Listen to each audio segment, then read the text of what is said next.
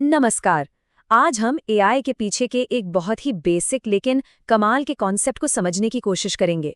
पता है, एआई काफी हद तक वैसे ही सोचता है जैसे हम अपनी रोज की जिंदगी में सोचते हैं। और ये जो लॉजिक है ना, ये जितना सीधा साधा लगता है उससे कई ज्यादा पावरफुल है। तो सवाल ये उठता है कि आखिर एक मशीन को, एक कंप्यूटर को किसी एक्सपर्ट की तरह सोचना कैसे सिखाया जा सकता है।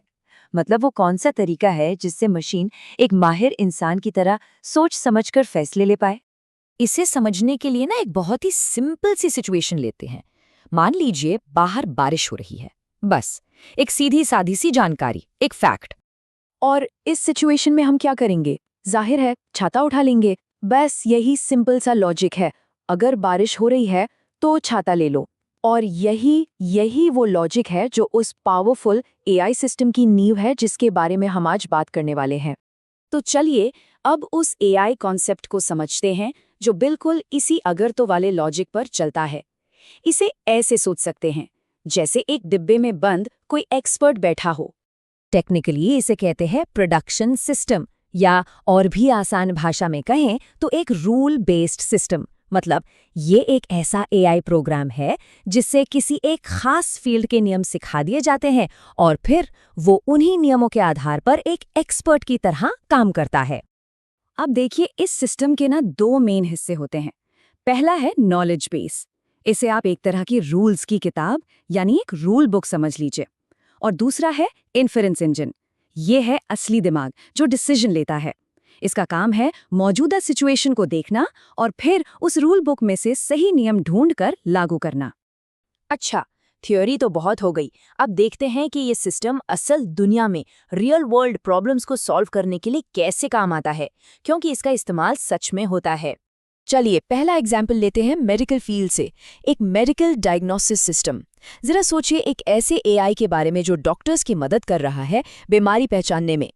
तो इस सिस्टम की जो रूल बुक है यानी इसका नॉलेज बेस, उसमें कुछ इस तरह के नियम लिखे होंगे, जैसे कि अगर किसी मरीज को बुखार और खांसी है तो उसे फ्लू हो सकता है, या फिर अगर मरीज को सीने में दर्द और सांस लेने में दिक्कत है तो उसे निमोनिया हो सकता है। एक और नियम हो सकता है, अगर सिर दर्द है और रोशनी से परेशानी हो रही है तो ये मेनिंजाइटिस का लक्षण हो सकता है।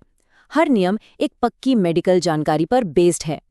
तो अब होता क्या है, जैसे ही सिस्टम को बताया गया कि मरीज को बुखार और खांसी है, उसका जो इन्फेरेंस इंजन यानी जो दिमाग है वो फौरन अपनी रूल बुक को खंगालता है, पहले नियम से मैच करता है और नतीजा देता है संभावित फ्लू। देखा कितना सीधा और एकदम लॉजिकल। चलिए एक और एग्जाम्पल देखते हैं, और ये तो हम सबसे जुड़ा हुआ है, एक कंप्यूटर ट्रबल शूटिंग सिस्टम। इसकी रूल बुक में भी आम कंप्यूटर प्रॉब्लम्स के सॉल्यूशन लिखे होते हैं, जैसे अगर कंप्यूटर ऑन नहीं हो रहा और पावर लाइट भी बंद है तो पावर केबल चेक करो, या अगर कंप्यूटर तो ऑन हो गया लेकिन स्क्रीन पर कुछ नहीं आ रहा तो मॉनिटर का कनेक्शन चेक करो। और एक बहुत कॉमन प्रॉब्लम, अगर कंप्यूटर बहुत स्लो चल रहा है तो वायरस के लिए स्कैन करो। हर प्रॉब्लम के लिए एक सीधा अगर तो वाला नियम। और ये बिल्कुल साफ दिखाता है कि कैसे जैसे ही सिस्टम को इनपुट मिला कि पावर लाइट बंद है, उसने फौरन नियम नंबर 1 लागू किया और सीधा सा सॉल्यूशन दे दिया, पावर केबल की जांच करें। तो एग्जाम्पल तो हमने देख लिए। चलिए अब ये समझते हैं कि पर्दे के पीछे ये पूरी डिसीजन लेने की प्रोसेस स्टेप बाय स्टेप आखिर चलती कैसे है। ये पूरी प्रोसेस बहुत ही सिस्टमैटिक है। सबसे पहले सारे के सारे नियम नॉलेज बेस में स्टोर किए जाते हैं। फिर सिस्टम को मौजूदा हालात यानी जो फैक्ट्स हैं वो दिए जाते हैं। इसके बाद सिस्टम इन फैक्ट्स का अपने स्टोर किए हुए नियमों से मिलान करता है। जब उसे सही नियम मिल जाता है तो वो उसे लागू कर देता है, और बस आखिर में इसी बेस पर एक डिसीजन या सॉल्यूशन सामने आ जाता है।